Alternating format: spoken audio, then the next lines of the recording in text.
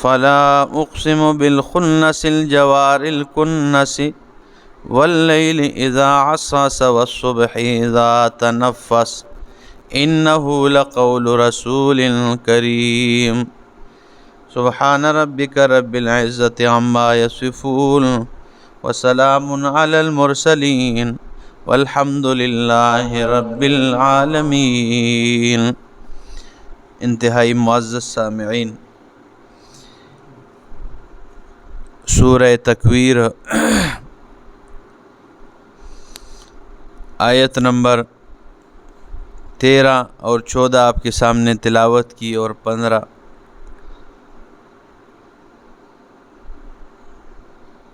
اس سورت کے اندر اللہ رب العزت نے اس بات قیامت اور ملاقات الانسان مع اعمالہ، قیامت کا اس بات اور انسان کی ملاقات اس کے اعمال کے ساتھ ہوگی کہ جو اس نے عمل کیا اس سے وہ ملاقات کر لے گا، اور اسی طرح اس صورت میں قیامت کے احوال بیان کیے گئے۔ ٹوٹل 12 احوال بیان کیے، 6 قیامت میں فنا سے پہلے کی، اور 6 جو ہے فنا سے بعد والی حالات، بعد والے ذکر کیے، اور اس کے بعد پھر 13ویں آیت میں مقصود ذکر فرمایا۔ تو اس لیے وہ آپ گزشتہ درس میں سن چکے ہیں۔ آج کے درس میں فرمایا وَإِذَا الْجَنَّةُ أُزْلِفَتْ، اور جب جنت کو قریب کر دیا جائے گا، جنت قریب کیا جائے گا۔ یہ سورۃ قاف میں بھی آیت 31 میں اور پارہ نمبر 26 میں تقریباً یہ بات ذکر کی کہ جنت قریب کر دی جائے گی، لیکن کن کے لیے؟ یہ سورۃ قاف میں فرمایا وَأُزْلِفَتِ الْجَنَّةُ، اور قریب کر دی جائے گی جنت، للمتقین، متقین کے لیے، غیر بعید، یہ دور نہیں ہوگی، جنت متقین اور پرہیزگاروں کے لیے، ان کے لیے جنت قریب کر دی جائے گی۔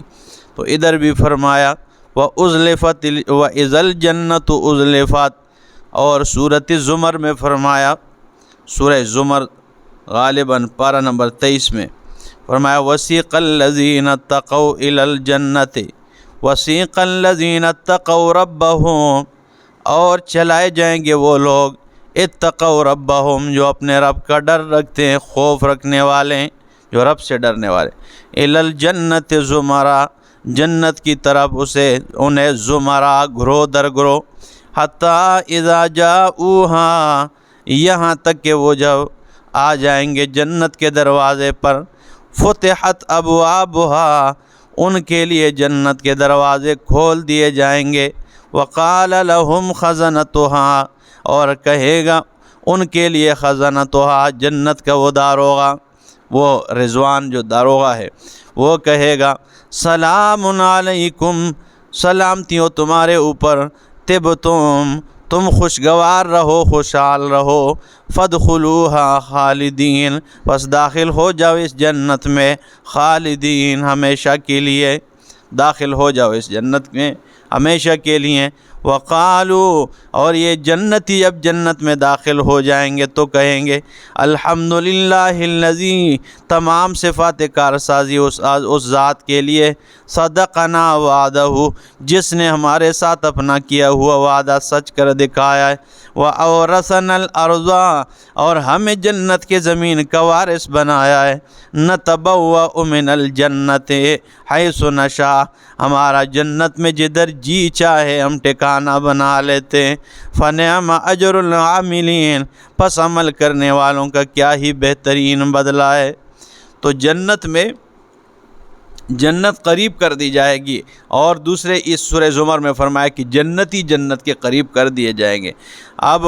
ایک آیت میں فرمایا جنت قریب کر دی جائے گی، اور دوسری آیت میں فرمایا جنتی سیق الذی چلائے جائیں گے۔ گویا یوں منظر پیش کیا جائے گا جیسے کہ دو بچھڑے ہوئے یار آپس میں مل جائے،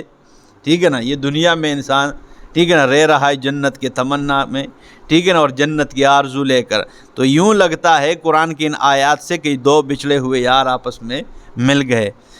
اللہ اکبر. تو فرمایا وَإِذَا الْجَنَّةُ أُزْلِفَتْ عَلِمَتْ نَفْسٌ مَّا أَحْضَرَتْ،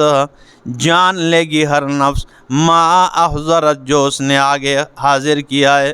جو اس نے آگے بھیجا ہے. ہر نفس یہ بات جان لے گی. سورۃ زلزال میں فرمایا، یہی پارہ ہے، اس میں آگے جا کے فرمایا اذا زلزلت الارض زلزالها واخرجت الارض اثقالها وقال الانسان ما لها. اللہ، یہ سورۃ زلزال آخری آیات میں فرمایا فَمَن يَعْمَلْ مِثْقَالَ ذَرَّةٍ، پس جو بھی عمل کرے ایک ذرے برابر بھی خیراً بہتر یرہ، اسے بھی دیکھ لے گا. وَمَن يَعْمَلْ مِثْقَالَ ذَرَّةٍ، اور جس نے بھی ایک ذرہ برابر یعنی رائی کے دانے کے برابر، یہ سرسوں کا دانہ ہوتا ہے، رائی کا دانہ، اس کے برابر بھی کوئی عمل کیا شرًا، برا عمل کیا یرہ، اس برے عمل کو بھی یہ پا لے گا، دیکھ لے گا. تو ادھر بھی فرمایا سورۃ تکویر میں علمت نفس ما احضرت، جان لے گی ہر نفس ما احضرت، جو اس نے آگے حاضر کیا ہے. اور اسی طرح سورۃ حشر آیت 18 اور پارہ نمبر 28 میں بھی یہی بات ذکر کی ہے. سورۃ حشر ہے اور آیت نمبر 18 فرمایا یا ایھا الذین آمنوا اتقوا اللہ، اے لوگو ایمان والو ڈرو اللہ سے. وَلْتَنْظُرْ نَفْسٌ مَا قَدَّمَتْ لِغَدٍ، اور چاہیے کہ دیکھ لے ہر نفس ما قدمت لغدن، جو اس نے کل کے لیے آگے بھیجا ہے، اس کو دیکھ لے ہر نفس جو کل کے لیے اس نے آگے حاضر کیے، آگے اعمال بھیجیں. اللہ اکبر. علماء فرماتے ہیں قیامت کو اللہ نے غدن فرمایا ہے کہ چاہیے کہ دیکھ لے کہ قیامت کے لیے اس نے آگے کیا بھیجا ہے.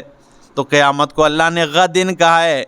ہمارے حالانکہ عمر گزر چکی ہے اور جب سے دنیا بنی ہزاروں سال گزر چکے ہیں، لیکن قیامت کو اللہ نے غدن کہا ہے، کل آنے والی. حسن بصری رحمہ اللہ فرماتے قیامت کو کل اللہ نے اس لیے فرمایا کہ دنیا کی زندگی کے حقارت ذکر کی جاتی ہے کہ تمہاری چاہے دنیا میں زندگی 1000 سال ہی کیوں نہ ہو، پھر بھی یہ زندگی آج ہے اور قیامت کل آنے والی ہے. قیامت کی قربت ذکر کی جاتی ہے، ٹھیک ہے نا، کہ تمہاری زندگی 1000 سال کیوں نہ ہو، یہ زندگی آج ہے اور قیامت کل آنے والی ہے. تو اس لیے فرمایا وَلْتَنْظُرْ نَفْسٌ مَا قَدَّمَتْ لِغَدٍ، چاہیے کہ دیکھ لے ہر نفس ما قدمت لغدن، جو اس نے آگے کل کے لیے بھیجا ہے. حضرت عمر فاروق رضی اللہ تعالیٰ عنہ اس آیت کے تحت فرماتے ہیں حاسبوا قبل ان تحاسبوا، اے لوگو اپنا محاسبہ خود کر لو اس سے پہلے کہ تمہارا حساب و کتاب کیا جائے. وزنوا قبل ان توزنوا، اور اپنے آپ کو تول لو اس سے پہلے کہ تمہیں تولا جائے. تو دیکھنا چاہیے کہ میں نے کیا کیا ہے اس دنیا میں. تو اس لیے فرمائے در سورۃ تکویر میں علمت نفس ما احضرت، جان لے گی ہر نفس جو اس نے آگے حاضر کیے، آگے بھیجا ہے. فلا اقسم، اللہ فرماتے ہیں ایسا ہرگز نہیں کہ یہ کام نہیں ہوگا، نہیں اب میں قسم کھاتا ہوں بالخنس، ان ستاروں کی جو پیچھے ہٹنے والے ہیں، الجوار، اللہ اکبر، آگے چلنے والے ستارے، الکنس، جو چھپ جانے والے، اللہ اکبر. واللیل اذا عسعس،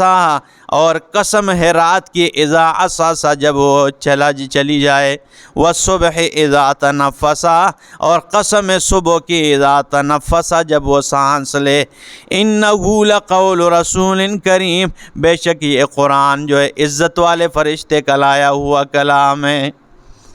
قرآن مقدس کی سند ذکر کی جاتی ہے کہ اگر تمہیں، ٹھیک ہے نا، قرآن مقدس کے متعلق یہ سوال پیدا ہو جائے کہ یہ کس کا لایا ہوا کلام ہے، تو فرمایا انہ لقول رسول کریم، بے شک یہ عزت والے فرشتے کا لایا ہوا کلام ہے. آگے اگر ذہن میں سوال آ جائے کہ ہو سکتا ہے وہ فرشتہ کمزور ہو اور اس کی کمزوری کا کسی نے فائدہ اٹھایا ہو اور قرآن مقدس میں اپنی طرف سے رد و بدل کی ہو، تو اللہ نے فرمایا ذی قوت، وہ قوت والا ہے، وہ بڑے طاقت والا ہے، کمزور نہیں ہے. اگر دل میں یہ سوال پیدا ہو جائے کہ ہو سکتا ہے اس نے دور سے سنا ہو، قرآن جو ہے نا دور سے سنا ہو اور اسے سننے میں کوئی مغالطہ لگ گیا ہو، اللہ نے اس کو بھی دور فرمایا ذل عند ذل عرش مکین، وہ دور نہیں ہے، وہ عرش والے کے پاس رہنے والا ہے، وہ دور سے نہیں سنتا ہے، وہ عرش والے کے پاس رہتا ہے۔ اللہ اکبر۔ اگر ذہن میں سوال پیدا ہو جائے کہ وہ شاید خود اس نے خیانت کر دی ہو، اللہ سے سناؤ قرآن مقدس اور کلام اللہ سناؤ، لیکن اپنی طرف سے کوئی جو ہے رد و بدل کی ہو، خیانت کی ہو، اللہ نے اس شبے کو بھی دور کرتے ہوئے فرمایا مطاعن، اس کی بات مانی جاتی ہے، ثم امین، اور وہ وہاں پر بڑا امانت دار ہے۔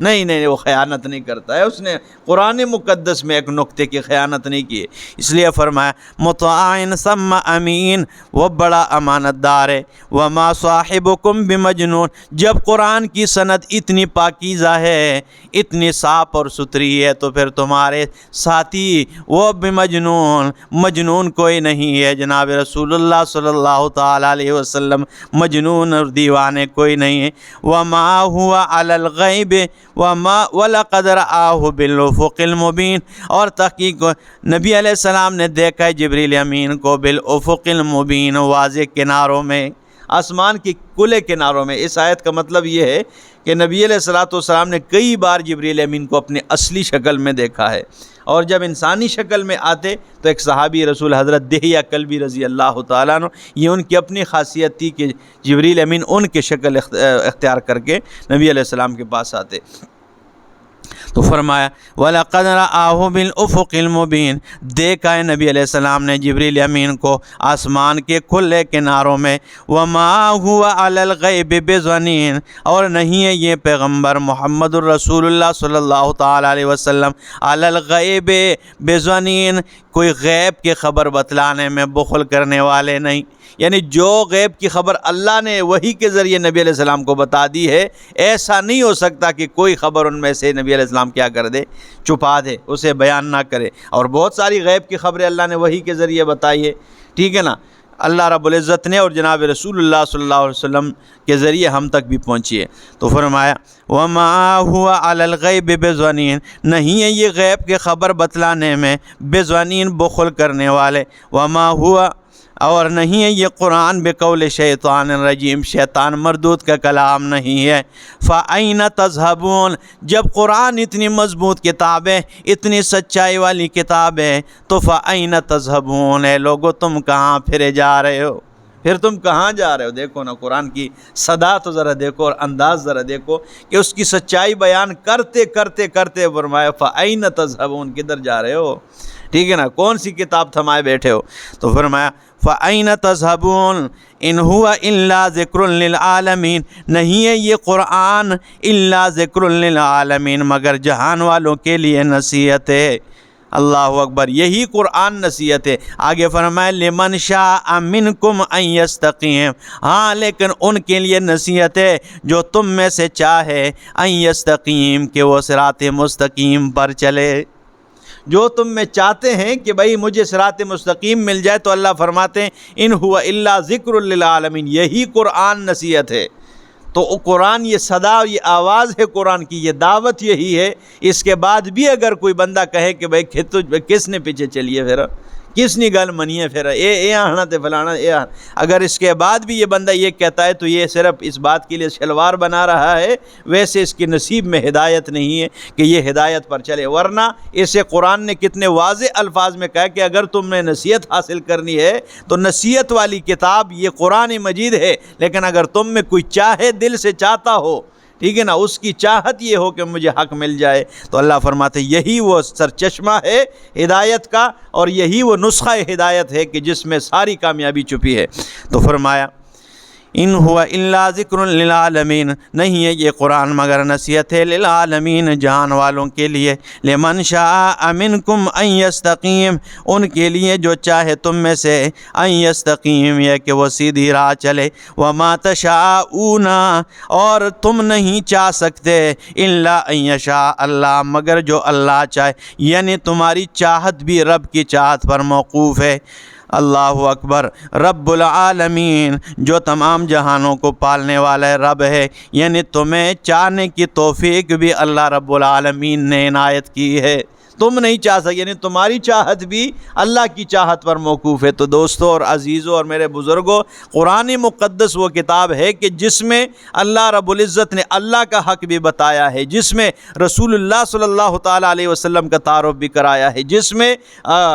صحابہ کرام کی تعریفیں کی گئی ہے، جس میں دین اسلام کی پورے ہر ایک جز کو بیان کیا گیا ہے، جس میں والد کی حقوق کو بیان کیا گیا، والدہ کے حقوق کو بیان کیا گیا، جس میں اولاد کے حقوق کا ذکر ہے، جس میں جو ہے جس میں بڑوں کے ساتھ کس طرح پیش آنا ہے اس کا ذکر ہے، اور جس پورے دین کا نچوڑ اس قرآن مقدس میں موجود ہے، اس میں حکومت چلانے کے طریقے بیان کیے گئے ہیں، اس میں اپنی رعایا کے ساتھ کس طرح پیش آنا ہے حکمرانوں کو، وہ ساری باتیں اس میں ذکر کی گئی۔ اس کے بعد بھی اگر ہم اس کتاب کی طرف نہ آئیں تو یہ قصور کس کا ہے؟ تو اگر اس کے باوجود کوئی کسی کو سمجھانے کے لیے اس کتاب کو بیان کرتا ہے تو اس کی بھی راہ روکی جاتی ہے۔ تو اس لیے آج معاشرے کی حالت بگڑی ہوئی ہے اور معاشرہ بگاڑ کی طرف جاتا ہے۔ اگر کامیابی چاہتے ہو تو قرآن مقدس نے یہی 25واں پارہ ہے، اور اس میں اللہ فرماتے فَاسْتَمْسِكْ بِالَّذِي أُوحِيَ إِلَيْكَ، مضبوطی سے تھام لے میرا پاک پیغمبر اس کتاب کو، اوحی الیک، جو تیری طرف وحی کی جاتی ہے، انک علی صراط مستقیم، یہی صراط مستقیم ہے۔ اتنے واضح آیات کے اور بینات کے بعد بھی اگر کوئی صراط مستقیم کسی اور جگہ میں تلاش کرتا ہے تو پھر وہ جو ہے نا خسارے میں ہے۔ اللہ رب العزت قرآن سمجھنے اور اس پر عمل کرنے کی توفیق عطا فرمائے۔